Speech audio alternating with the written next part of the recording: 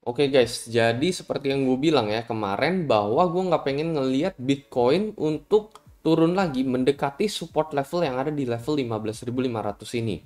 Kemarin kan gue udah bilang ya pas hari Jumat kalau nggak salah gue bilang bahwa ketika Bitcoin koreksi ya, ketika Bitcoin koreksi seperti ini, most likely koreksinya ini akan menuju ke level nih ya yang ada di tanggal 10 November kalau misalnya kalian perhatikan ada di level 16.300 dan ternyata memang kita memang mantul ya setelah menyentuh level tersebut. Nah, cuman permasalahannya terjadi weakness teman-teman ya sepanjang weekend kemarin. Yang kita harapkan apa? Ya, yang kita harapkan dari level 16.3 ini Bitcoin bisa rebound lagi balik ke level 18.000. Nah, itu adalah pertanda bullish.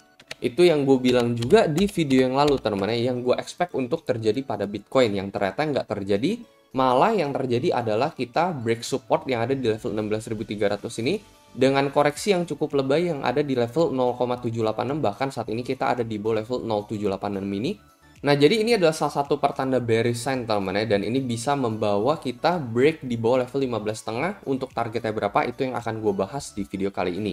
Buat kalian yang saat ini pengen ngelong atau nge-short Bitcoin, gue bisa rekomendasiin melalui platform BingX. Ini adalah salah satu platform futures yang gue pakai sampai saat ini.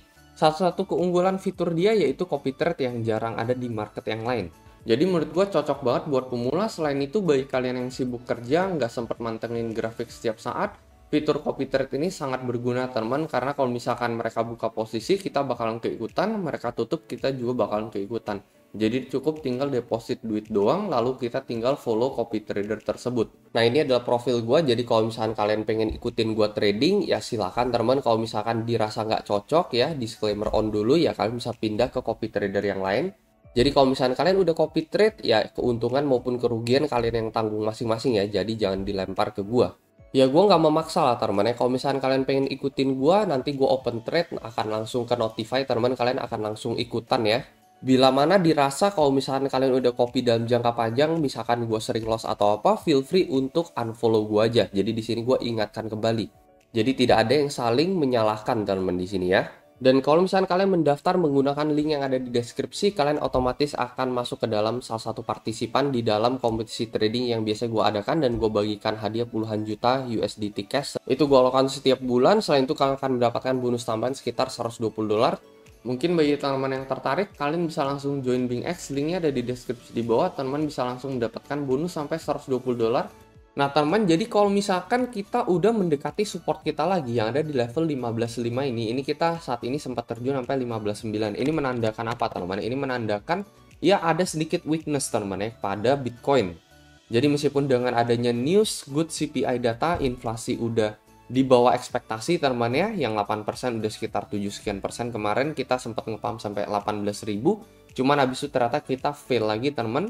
Nah ini kita bandingkan dengan grafik yang terjadi ya, downside target yang terjadi di tanggal berapa nih, tanggal 5 Mei kemarin ya. Nah di sini kan kalian bisa perhatikan ya, kemarin gue sempat bandingkan grafik Bitcoin dengan grafik yang ada di bulan Mei ini. Dan kita lihat ini downside ini sekitar 25%, lalu kita rebound di sana ya. Kalau yang satu ini ya, skenario yang satu ini kita downside sampai 27%, lalu kita rebound. Jadi ya mirip-mirip lah ya.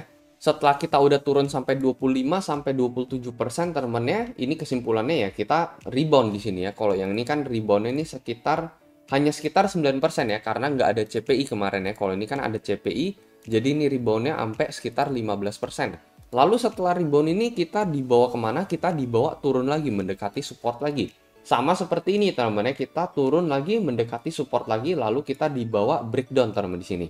Jadi kalau misalnya kita ukur untuk the next potential downside area untuk Bitcoin, kita ukur dari pantulannya aja ini ada di level 1618 sampai 2618. Sebelum akhirnya kita ya rebound keras teman-teman ya. Jadi reboundnya akan lebih besar dibandingkan rebound yang 10 November ini ya, dimana kita rebound sampai 18.000. Kalau misalkan kita ukur teman-teman untuk downside targetnya dari level rebound ini, kita ukur maka itu kurang lebih minimal bisa berada di level 14.000 sampai 11.000. Cuman ya kalau untuk sampai 11.000 sih gue agak nggak yakin ya Bitcoin bisa langsung all the way bottom sampai ke level tersebut. Menurut gue lebih ke 14.000 dulu di sini ya. Ini pas banget 1618 ini ada di level 14.000 untuk Bitcoin.